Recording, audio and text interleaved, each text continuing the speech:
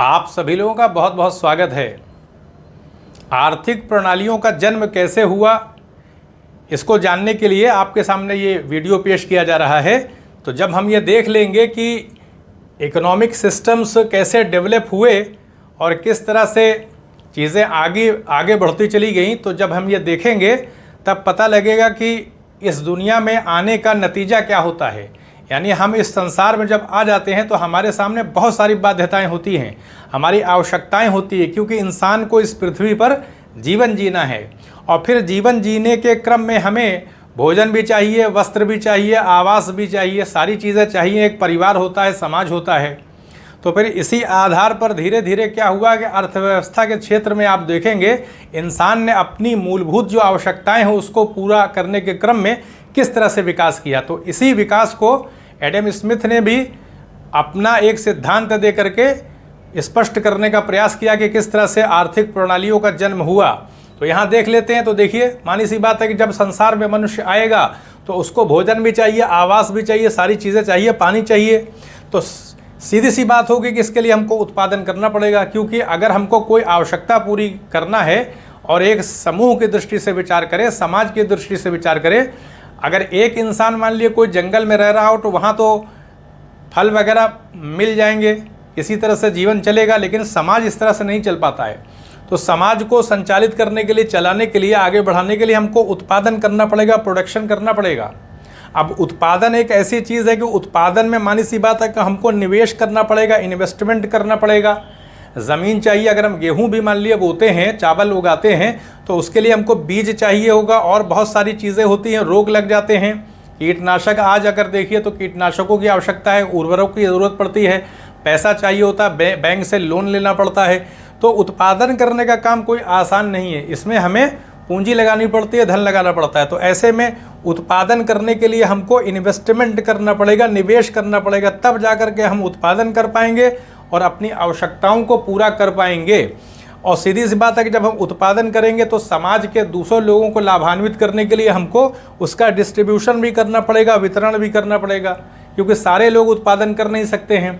कुछ ऐसे भी लोग होंगे कि जो गैर उत्पादक गतिविधियों में लगे होंगे, तो ऐसे में उन तक भी हमको भोजन पहुँचाना है, जो भी आवश्यक चीज़ें हैं वो उपलब्ध करानी है। तो हमको वितरण का भी एक सिस्टम कहीं ना कहीं डेवलप करना पड़ेगा।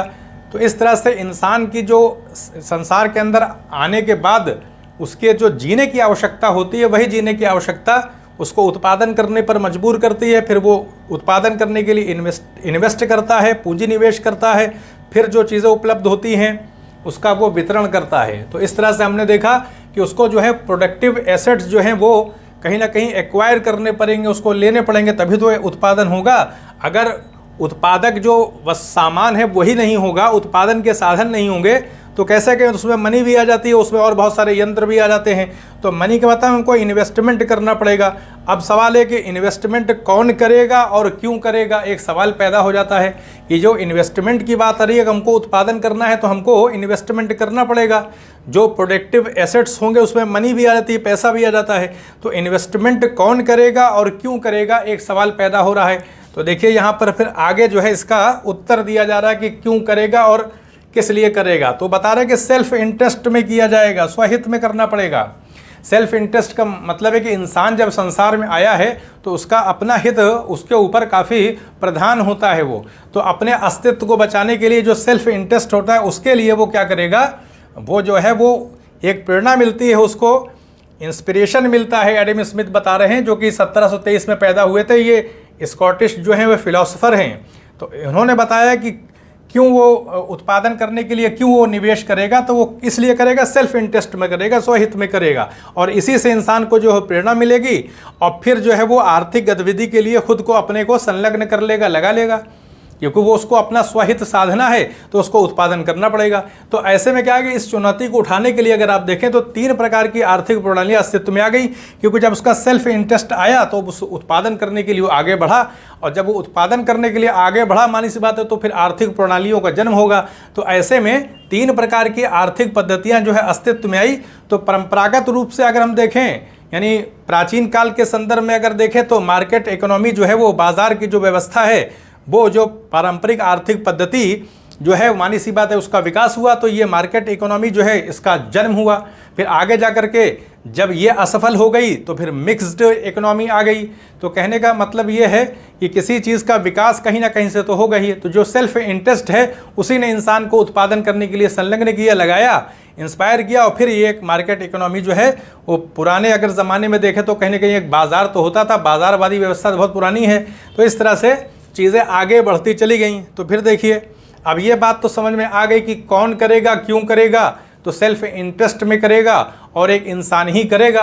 अब देखिए जब इंसान काम करेगा, प्रोडक्शन करेगा, तो कुछ चीज़ें होती हैं जैसे वो गुड्स का, यानी जो बेचने वाली वस्तुएं होती हैं, सामान होती हैं, उनका भी उत्पादन होगा, और सर्विसेज भी होती हैं, बहुत सारी सेवाएं होती हैं। सारे लोग उत्पादन तो नहीं कर सकते, कुछ गैर उत्पादक गतिविधियों में लोग लागू होते हैं। जैसे कोई टीचर है, शिक्षा के लोग पहले हुआ करते थे, तो उनकी आवश्यकताएं कैसी पूरी होंगी। तो समाज को सर्विसेज की भी ज़रूरत होती है, सेवाओं की भी ज़रूरत होती है। जैसे आज आप देखिए डॉक्टर हैं, इंजीनियर हैं, तो बहुत सारे ऐसे लोग हैं जो कि उत्पादन में नहीं लगे हैं, लेकिन वो अपनी क्वालिटी को, उन्होंने जो कुछ भी शिक्षा ग्रहण करके जो कुछ प्राप्त किया है, तो अपनी योग्यता के आधार पर, समझ के आधार पर वो जो सेवा देते हैं तो उससे लाभ अर्जित करते हैं। बहुत सारे श्रमिक हैं तो वो अपने परिश्रम जो है कहीं ना कहीं वो दिन भर काम करते हैं, उसका उनको पैसा मिलता है। तो इस तरह से सर्विसेज का जो विभिन्न प्रकार की सेवाओं का जन्म हुआ और विभिन्न प्रकार के उत्पादों का भी जन्म होगा समाज के अंदर, क्योंकि दो ही प्रकार की स्थिति होगी। एक वो लोग जो उत्पादन कर रहे हैं तो वो वस्तुओं को उत्पन्न करेंगे, और एक वो लोग हैं जो गैर उत्पादक गतिविधियों में लगे हुए हैं, वो अपनी क्वालिटी को, अगर उनके पास क्वालिटी है, उन्होंने शिक्षा ग्रहण किया है, किसी चीज़ में विशेषता प्राप्त कर लिया है, तो उसके आधार पर वो जो है वो आय प्राप्त करेंगे, समाज के अंदर खुद को स्थापित करेंगे। इसी तरह से कुछ लोग जो कि अनपढ़ हैं, इतने पढ़े लिखे नहीं हैं, तो वो अपना शारीरिक श्रम जो होता है वो मजदूरी करके उसको जो है वो अपनी जीविका चलाएंगे। तो इस तरह से हम देखते हैं दो प्रकार की स्थितियां जो है वो पैदा हो जाती हैं। अब सीधी चीज़ है कि जब समाज को उत्पादों का लाभ होता है तो वो किस प्रकार का मतलब लाभ जो ये मिल रहा है सारी गतिविधियों से, वो अनइंटेंडेड सोशल बेनिफिट जो समाज को मिलता है इन सारी गतिविधियों से, जो बाजार की व्यवस्था आ गई है। तो एक प्रकार से कहा जाए कि इंसान ने अपनी आवश्यकताओं की पूर्ति के लिए अनायास जो प्रयास किया, अनइंटेंडेड जो सोशल बेनिफिट्स मिल रहे हैं, कि वो तो मनुष्य जो है वो जीविका के लिए, इस संसार में जीने के लिए उत्पादन करने पर मजबूर हो रहा है, तो उसका लाभ जो है वो समाज को मिलता है। तो सीधी सी बात है वो अनइंटेंडेड सोशल बेनिफिट्स ही हो जाते हैं, वही डिस्ट्रीब्यूट हो जाते हैं समाज को। अब आता है कुछ मोटिवेटिंग फैक्टर्स भी होते हैं, प्रेरणा देने वाली चीज़ें भी होती हैं, जिसमें इंसान का अपना सेल्फ इंटरेस्ट होता है। उसी को जो है इनविजिबल हैंड कहा गया, या एनिमल स्पिरिट कह लिए, जीव शक्ति कह लिए। एक प्रकार का ये होता है कि भाई हम संसार में आ गए हैं तो हमको जीवित रहना है, तो उसके लिए कुछ ना कुछ करना पड़ेगा, तो एक चेतना का विकास होता है। तो इस तरह से हम देख लेते हैं कि इनविजिबल हैंड की विचारधारा जो है स्मिथ बताते हैं, जिसको उन्होंने एनिमल स्पिरिट कहा है। एक प्रकार से जीव की एक शक्ति है, चेतना शक्ति है, जिसके आधार पर वो अपने को समाज में जीवित रहने के लिए प्रयास करता है। तो देखिए फिर क्या होगा कि आगे जाकर के मानी सी बात है कि जब इंसान आर्थिक गतिविधियों में लगा तो हायर प्रॉस्पेरिटी को गेन करने के लिए, ऊंची विकास दर, सीधी बात है कि संपन्नता हम उच्च स्तर की जब गेन करेंगे तो ये एक भावना तो मन में आगे जाकर के पैदा होगी, इंसान के अंदर पैदा हो गई। जब वो उत्पादक गतिविधियों में लग गया तो सीधी सी बात है कि हायर प्रॉस्पेरिटी को गेन करने के लिए विचार उसके मन के आ गया। तो अभी मान लीजिए किसी समाज को ये ऊंची संपन्नता प्राप्त करना है तो इसके लिए क्या करना पड़ेगा। अगर हम उच्च स्तर की संपन्नता प्राप्त करना चाह रहे हैं तो उसका तरीका बताया गया, डिवीज़न ऑफ लेबर कर दिया जाए, यानी श्रम का विभाजन कर देते हैं। यानी कि मान लीजिए जैसे वस्त्र उद्योग है तो वस्त्र उद्योग का अगर डिवीज़न कर दिया जाए, एक बड़ा व्यवसाय है, इसका डिवीज़न कर दिया जाए, यानी अलग अलग, जैसे कि बुनाई का काम करना, उसको रंगने का काम है, बहुत सारे उसमें एक तरह से डिपार्टमेंट हो जाते हैं, उसका सेक्शन कर दिया जाए, विभाग कर दिया जाए। तो अगर हम उसका विभाग कर देते हैं, जो लार्ज जॉब्स होती हैं उसको अगर विभाजित कर दिया जाए, उसको अलग अलग खंडों में बांट दिया जाए, तो क्या होगा फिर स्मॉलर कंपोनेंट्स में जब डिवाइड कर देंगे तो जैसे ही डिवाइड करेंगे तो हर विभाग जो है, हर खंड जो वस्त्र उद्योग से जुड़े हुए जो अलग अलग सेक्शन होंगे, तो फिर वहाँ के जो कारीगर जो होंगे, जो श्रमिक होंगे, सीधी सी बात है उनके अंदर स्पेशलाइजेशन आ जाएगा, विशिष्टता आ जाएगी। और जब विशिष्टता आ जाती है तो फिर स्पीड बढ़ जाती है, क्वालिटी बढ़ जाती है, प्रिसिशन बढ़ जाता है, यानी यथार्थता आ जाती है। जिस प्रकार का उत्पाद हमको चाहिए वैसा ही हूबहू उत्पाद हमको यथार्थता के उसमें जो है वो उपलब्ध हो जाता है। तो एक ये बात आई है कि भाई हम हायर प्रॉस्पेरिटी को गेन करने के लिए क्या करेंगे, डिवीजन ऑफ लेबर कर देंगे, श्रम का विभाजन कर देंगे। अच्छा, अब इसमें क्या करना पड़ा, जो लार्ज जॉब्स होती हैं उसको स्मॉलर कंपोनेंट्स में हम डिवाइड कर देंगे, और जो अलग अलग कंपोनेंट्स है, सेक्शन है, मानी इस बात जब वर्क करेंगे तो स्पेशलाइजेशन आ जाएगा, और जब आएगा तो स्पीड बढ़ जाएगी, प्रिसिशन हो जाएगा, क्वालिटी बढ़ जाएगी। तो इससे क्या होता है, अर्थव्यवस्था में गुणवत्ता आती चली जाती है, तेज़ी आती चली जाती है। तो ये जो इनविजिबल हैंड है, एनिमल स्पिरिट आप कह सकते हैं, इसको सही ढंग से काम करने के लिए अब मानी सी बात है कि कोई ना कोई ऐसी व्यवस्था उसको चाहिए होगी जो उसको नियंत्रित करे। इस इनविजिबल हैंड को, एनिमल स्पिरिट को, इस इंसान को आप कह लिए कि नियंत्रित करने के लिए कोई शक्ति चाहिए, और वो बाजार है। और बाजार जो है वो डिमांड और सप्लाई पर चलता है, मांग और आपूर्ति पर नियंत्रित होता है। क्योंकि इंसान को अगर उत्पादन करना है और वो उत्पादन अब अपने लाभ के लिए मान लिए कर रहा है कि उससे उसका उत्थान हो सके, उससे वो संपत्ति प्रॉस्पेरिटी को गेन कर सके, तो इसके लिए सीधी सी बात है कि बाजारवादी व्यवस्था होगी तो जितनी मांग होगी उसी के हिसाब से वो इन्वेस्टमेंट करेगा। क्योंकि डिमांड के हिसाब से अगर इन्वेस्टमेंट नहीं किया, डिमांड कम है, इन्वेस्टमेंट हमने ज़्यादा कर दिया, ज़्यादा पैसा लगा दिया, तो उत्पादन तो ज़्यादा हो जाएगा लेकिन हम उसको बेच नहीं पाएंगे। हमारी सप्लाई जो है जब हम उसको बेचेंगे तो मूल्य नहीं मिल पाएगा, तो उसमें घाटा हो जाएगा। तो इससे प्रॉस्पेरिटी कहाँ गेन हो पाएगी, जो संपन्नता है वो विपन्नता में बदल जाएगी। तो इसलिए ज़रूरी है कि जो मार्केट फोर्सेस होती हैं, बाज़ार की शक्तियाँ जो होती हैं, जो कि डिमांड और सप्लाई से जुड़ी होती हैं, कि अगर मांग ज़्यादा होगी तो उत्पादन भी ज़्यादा होगा। सीधी सी बात है कि जिस चीज़ की मांग बाज़ार में ज़्यादा होगी तो हमें उत्पादन फिर बढ़ाना पड़ेगा। तो जब उत्पादन बढ़ाएंगे तो सीधी सी बात है कि सप्लाई को भी हमको क्या करना पड़ेगा, तेज़ करना पड़ेगा। तो मांग के आधार पर अगर उत्पादन बढ़ जाएगा तो सप्लाई भी तेज़ हो जाएगी, तो उससे लाभ भी क्या होगा, तेज़ होगा, और संपन्नता जो है वो बढ़ जाएगी। अगर डिमांड कम है तो उत्पादन कम करेंगे तो हमारा पैसा भी बच जाएगा, और जो सामान हम अगर ज़्यादा प्रोडक्शन हो जाता है, जैसे मान लीजिए टमाटर है उसका ज़्यादा उत्पादन हो गया, जैसे कि मध्य प्रदेश में अक्सर हो जाता है, तो उतनी डिमांड उसकी नहीं है, और जबकि प्रोडक्शन ज़्यादा हो गया, सप्लाई बहुत ज़्यादा है, बाज़ार में जो है टमाटर आ चुके हैं, तो लेकिन अब ख़रीदार नहीं है तो सब सड़ जाता है। तो सड़ने से क्या होता है, प्रदूषण भी होगा, पॉल्यूशन होगा, उसका भी असर पड़ेगा कहीं ना कहीं पर्यावरण के ऊपर। तो इसलिए किसी भी चीज़ का इम्पैक्ट जो है बहुत सारा पड़ता है। तो इसलिए डिमांड और सप्लाई जो है वो बाज़ार के नियम का एक आधारभूत सिद्धांत है कि वो बाज़ार इसी डिमांड और सप्लाई पर चलता है।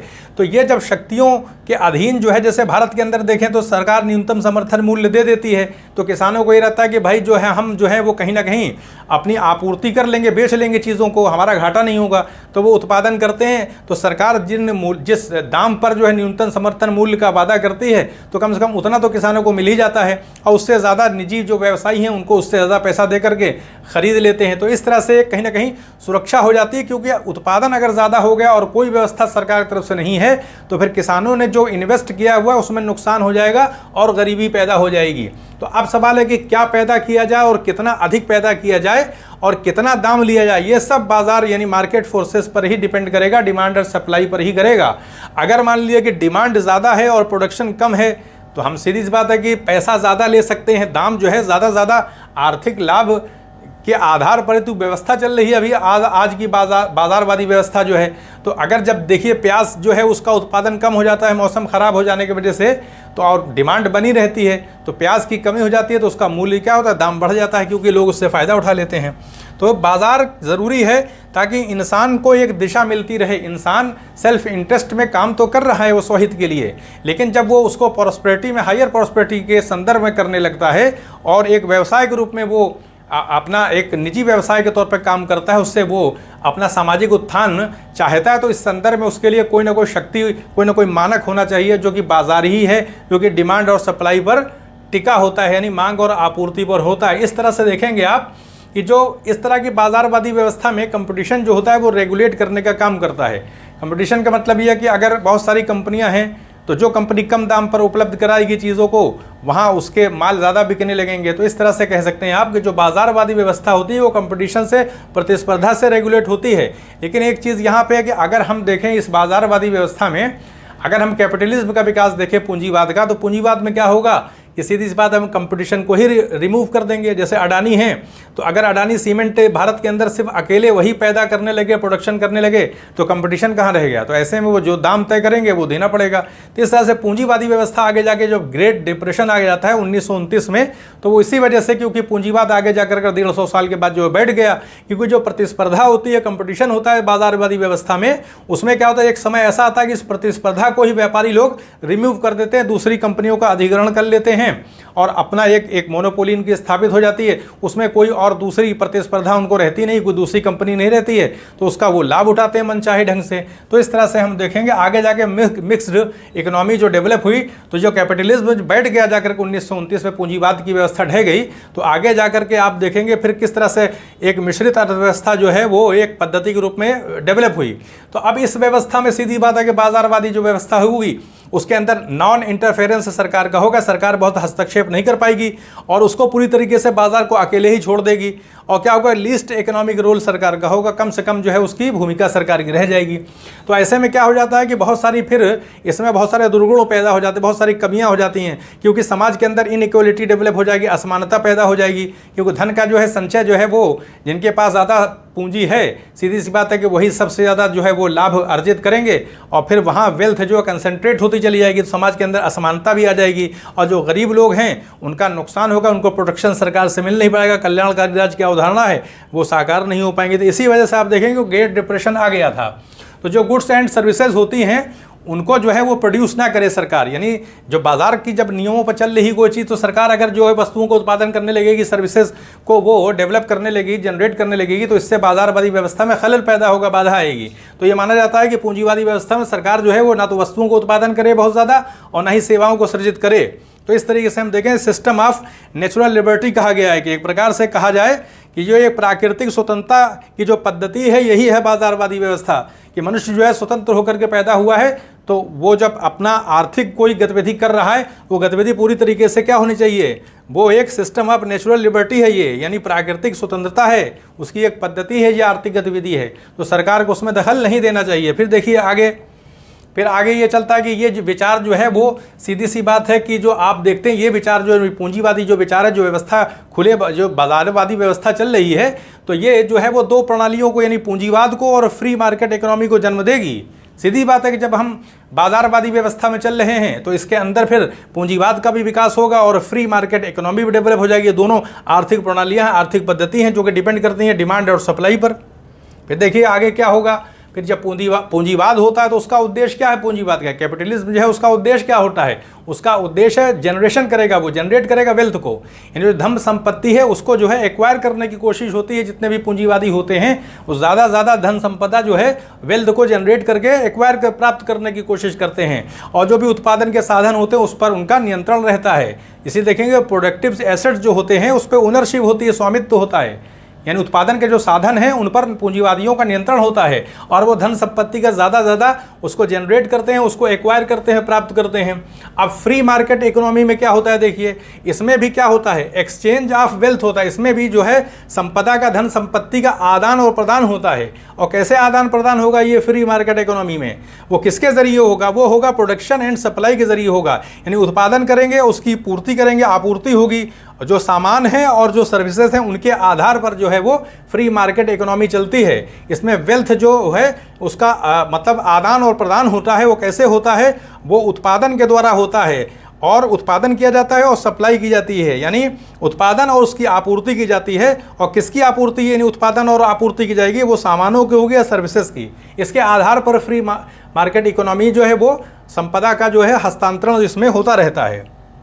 तो फिर देखिए आगे चलते हैं, जो पूंजीवाद में क्या है कि सरकार को कुछ ना कुछ कहीं ना कहीं नियंत्रण करने का, रेगुलेट करने का अधिकार रहता है, लेकिन निजी जो मालिक होते हैं उनकी मोनोपोली जो है वो स्थापित हो जाती है, वो प्रतिस्पर्धा को समाप्त कर देते हैं पूरी तरीके से, क्योंकि उनके लिए तो बहुत अच्छा फ़ायदा है कि अगर हम प्रतिस्पर्धा को हटा दें जो कि एक पूंजीवादी व्यवस्था में चलती है, तो उसमें जब हम अपने प्रतिस्पर्धी को हटा देंगे तो सबसे ज़्यादा लाभ हमको होगा। तो ये इसलिए ऐसा प्रयास देखने को मिलता है। और फ्री इकोनॉमी में क्या होता है कि सरकार का अल्प जो इसमें तो हस्तक्षेप रहता है पूंजीवाद में कहीं ना कहीं, लेकिन फ्री इकोनॉमी में क्या होता है, सरकार का बहुत ही अल्प हस्तक्षेप होता है। बाजार की शक्तियों से डिमांड और सप्लाई पर पूरी व्यवस्था चलती है। स्वतंत्र प्रतिस्पर्धा बाहर की शक्तियों के हस्तक्षेप से पूरी तरीके से रहित होती है। तो इस तरह से हमने व्यवस्था को देखा। फिर देखिए पूंजीवाद में क्या होता है, इसको पहली बार मानी बात है कि लागू किया गया, तो 1777 में अमेरिका में इसको पहली बार जो है इसको लागू किया गया था पूंजीवादी व्यवस्था को, और फिर पश्चिमी यूरोप में और देशों में इसका प्रसार भी हो गया। अब क्या हुआ कि जब ये व्यवस्था चली तो 150 साल के बाद इसमें जो है वो मंदी की स्थिति आ गई, डिप्रेशन हो गया, ग्रेट डिप्रेशन। 1929 में ये व्यवस्था जो है चरमरा कर जो ढह गई। तो फिर क्या हुआ, तो फिर देखिए फिर आगे चलते हैं, तो इसमें क्या होता है, ये जो पूंजीवादी व्यवस्था है इसके कुछ गुण देख लेते हैं। इसमें गुण और दोष भी हैं बहुत सारे। तो जैसे देखिए इसमें क्या होता है, इंडिविजुअल जो है सक्सेस होती है, यानी व्यक्तिगत सफलता प्राप्त करने के लिए इसमें बहुत बड़ा अवसर रहता है। इसी तरीके से इनोवेशन होता है, इसमें हम नवीन परिवर्तन कर सकते हैं, नए नए प्रयोग कर सकते हैं, अपने हिसाब से कर सकते हैं। और बिजनेस एक्टिविटी इसमें बहुत तेज़ी से चलती है, पूरी तरह से व्यापारिक गतिविधियां इसमें संपन्न की जाती है। इसमें कुछ कमियां वजह गरीब लोगों के लिए इसमें कोई व्यवस्था नहीं होती है, इसमें असमानता हो जाती है। और कल्याणकारी राज्य की जो अवधारणा है, क्योंकि राज्य का रोल ही बहुत सीमित कर दिया गया है, वो भी सीमित हो जाती है, तो सरकार बहुत हस्तक्षेप नहीं कर पाती है, लोग सुरक्षित नहीं रह पाते हैं। अब आगे देखिए कि जब ये व्यवस्था 1929 में ग्रेट डिप्रेशन आ गया तो ढह गई। तो फिर देखिए कि मैक्रो इकोनॉमिक्स का फिर क्या हुआ, जन्म हुआ।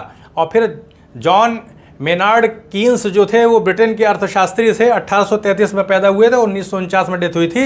इन्होंने बताया कि इस ग्रेट डिप्रेशन से बचने के लिए पूंजीवादी व्यवस्था में कुछ नॉन मार्केट इकोनॉमी के तत्व, यानी ऐसे जो गैर बाजारवादी तत्व हैं, अगर उसको हम ऐड कर देते हैं तो ये व्यवस्था जो है रिकवर हो जाएगी। ऐसे ही जैसे हड्डी होती है, अगर टूट गई तो उसमें कोई भी धातु की अगर उसमें लगा दिया जाए तो व्यवस्था चलने लगेगी। तो जो भी नॉन मार्केट की इकोनॉमी के जो भी तत्व होते हैं, पहलू होते हैं, जब उसमें ऐड कर दिए गए पूंजीवाद में तो फिर व्यवस्था जो है चल पड़ेगी। तो ये जॉन मेनार्ड कीन्स ने ये बात बताई थी। इससे मिश्रित अर्थव्यवस्था, मिक्स्ड इकोनॉमी जो है उसका जन्म हो गया, क्योंकि सीधी सी बात है कि गैर बाजारवादी तत्वों को जब इसमें पूंजीवाद में शामिल किया गया तो उन्होंने कहा कि इससे रिकवरी हो जाएगी, व्यवस्था चलने लगेगी, और ये व्यवस्था चलने भी लगी। तो इस तरह से देखा हमने कि तो मिक्स्ड इकोनॉमी जो होती है, मिश्रित अर्थव्यवस्था की जो पद्धति है उसका विकास हो गया था। वो विकास हुआ था जॉन मेनार्ड कीन्स के उससे विचार से हुआ था कि नॉन मार्केट इकोनॉमी के जो कुछ भी तत्व होते हैं उसको पूंजीवादी व्यवस्था में जोड़ दिया जाए। तो इससे जो है वो मिक्स्ड इकोनॉमी जो है वो डेवलप हुई और व्यवस्था जो है वो रिकवर हो गई, चलती रही। तो ये एक आपके सामने एक बात बताई थी किस तरीके से अर्थव्यवस्था जो है वो प्रारंभ से चली, यानी जो परंपरागत आर्थिक पद्धति थी उसी के आधार पर बाद में जाकर के पूंजीवाद का, फ्री मार्केट इकोनॉमी का जन्म हुआ। और किस तरीके से इंसान जो है वो अपने सेल्फ इंटरेस्ट से काम करता हुआ आगे उसने अपना एक समाज का फिर उद्देश्य एक तय होगा, फिर देशों की स्थापना हुई, फिर देशों की अपनी आर्थिक नीतियाँ चल पड़ी। तो धीरे धीरे यानी शुरुआत जब भी होती है तो वो सरल होती है, फिर बाद में जैसे जैसे विकास होता है तो जटिलता जो है बढ़ती जाती है। तो यहीं पर अनुमति दे फिर अर्थव्यवस्था के संदर्भ में भी किसी विषय को चुन करके आपके सामने वीडियो पेश किया जाएगा। तो चैनल को सब्सक्राइब भी करें, शेयर भी करें। आप सभी लोगों का बहुत बहुत धन्यवाद।